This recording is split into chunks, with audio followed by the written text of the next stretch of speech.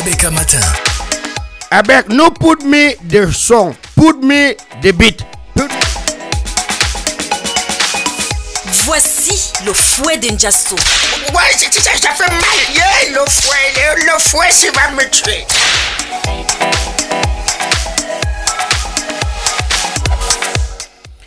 Quand je marche dans la vallée de l'ombre de la mort, je ne crains absolument rien parce que l'Éternel me garde et me protège. Voici encore un nouveau jour qui commence. Bien-aimés, peuple de la vérité, un jour pas comme les autres. Parce que vous savez tous que lorsqu'un jour passe, c'est l'homme qui vieillit. Alors prions afin de ne pas tomber en tentation, car le maître de la maison arrive. Mais comment viendra-t-il? Est-il maçon pour venir construire pour nous? Point d'interrogation. Défendons-nous, mes frères, car il est écrit aussi, aide-toi et le ciel t'aidera. Qu'est-ce qu'on n'a pas vu, qu'on n'a pas lu, mes frères? Dans ces journaux-là, qu'est-ce que nous n'avons pas entendu? On a tout vu, on a tout entendu, on a tout lu. Moi, j'ai lu, j'ai vu, lui et entendu que le particulier de Jean-Baptiste Bokam, limogé, a été interpellé dans la nuit avec des centaines de millions dans les sacs Banjok. Quand j'ai vu ça, j'ai crié que alors qu'on venait à peine de limoger son patron, j'ai regardé le ciel, j'ai vu les nuages circuler et j'ai dit Père Dieu Tout-Puissant, aie pitié de ton peuple, car il périt faute de connaissance. On dit là-bas que le particulier du secrétaire d'État à la défense, c'est-à-dire le 7, Jean-Monsieur Baptiste Bokam, s'est précipité, torche à la main, dans le bureau de son patron pour la casse du siècle. C'est-à-dire, il s'est précipité dans le bureau pour casser et récupérer de l'argent. Résultat, des centaines de millions emportés, notamment dans des sacs Banjok. Heureusement, le président de la République, mon oncle de Toudi, connaît lui-même la lâcheté et surtout celle de ses anciens collaborateurs.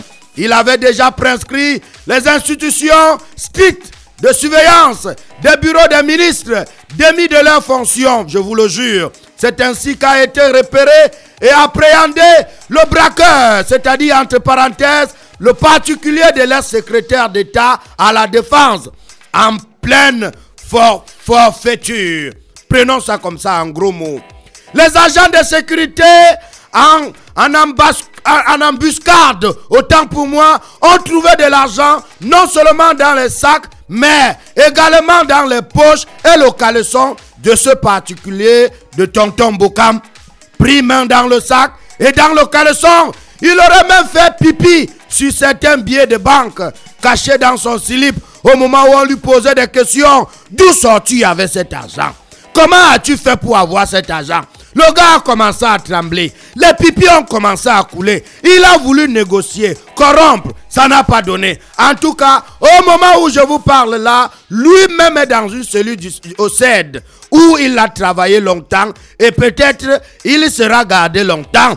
En tout cas, le Cameroun, c'est le Cameroun. Et moi, je dis à haute et intelligible voix que Dieu bénisse le Cameroun. J'ai vu, lui a entendu que Alain Regarde Mebengo a tarbassé, molesté, chicoté correctement un journaliste du quotidien Le Jour de mon ami Aman Mana. Quand j'ai entendu ça, j'ai crié que ouais, Kikakilaki, c'est quoi ça dans mon pays? Au 21e siècle, on tape encore sur les journalistes, point d'interrogation. Tarbasser un journaliste, point d'interrogation. Où est donc passée la liberté d'expression? Le gars n'avait rien, ni un bâton, ni un couteau, ni une machette, ni même un fusil. Juste son petit micro pour interroger monsieur Alain Regarde Mebengo et qu'il puisse donner son avis par rapport au limogeage. Et ça se passe dans ce pays encore. Et Seigneur Jésus, ô Père, Père Dieu d'Israël, aie pitié de ton peuple, car il meurt faute de connaissance. Peuple de la vérité, on dit là-bas que lorsque mon oncle de Toudi a enlevé Alain Regarde Mebengo au transport ce jour-là, Karistan, il s'est ri puisque c'est de lui qu'il s'agit. Monsieur le journaliste dans le quotidien Le Jour est allé faire son investigation chez le vieux Papa Mbalankuna, ex-ministre des Transports. Et lorsqu'il est arrivé au domicile de monsieur Alain Regarde Mebengo, les hommes de la sécurité lui ont demandé d'entrer. Entrez, monsieur, avec gentillesse. Mais dès qu'il est entré, Nabang, oh Seigneur, on dit que le gars là a été tarbassé comme un serpent. Il a été frappé comme un mouton.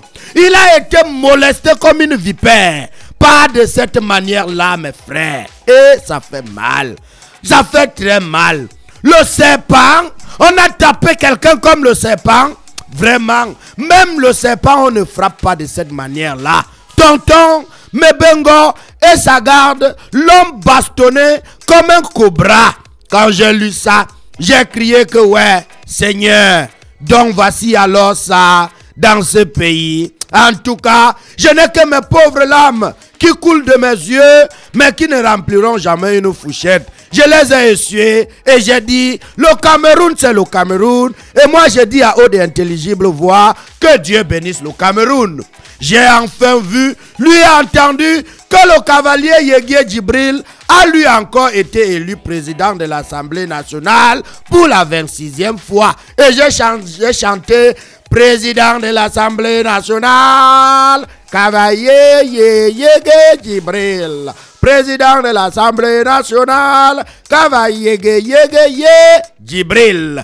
Bien-aimé, alors qu'il est âgé de 78 ans, le vieux Papa Mbalankuna, le shogun de Tokombere, dans le Grand Nord, n'est toujours pas lui fatigué du pouvoir, puisqu'il dirige cette chambre basse depuis 26 ans aujourd'hui. Peuple de la vérité, on dit là-bas qu'on lui a vraiment abandonné ce péchoir. Ce péchoir-là que vous connaissez. Il était seul candidat à sa propre succession, raison pour laquelle il a recueilli 140 voix sur 158. Applaudissez, Zak, Zak, Zazazak, Zak, encore une fois, Zang. Quand j'ai lu ça, j'ai dit, Seigneur, voici les choses qui se passent dans mon beau pays, le Cameroun. C'est ça qu'on appelle la réalité de mon pays.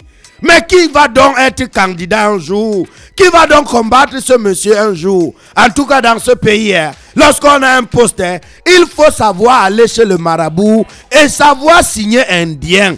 Parce que dans ce poste, personne ne veut démissionner. D'ailleurs, qu'on ne vous trompe pas, le bureau a été reconduit. Ah non.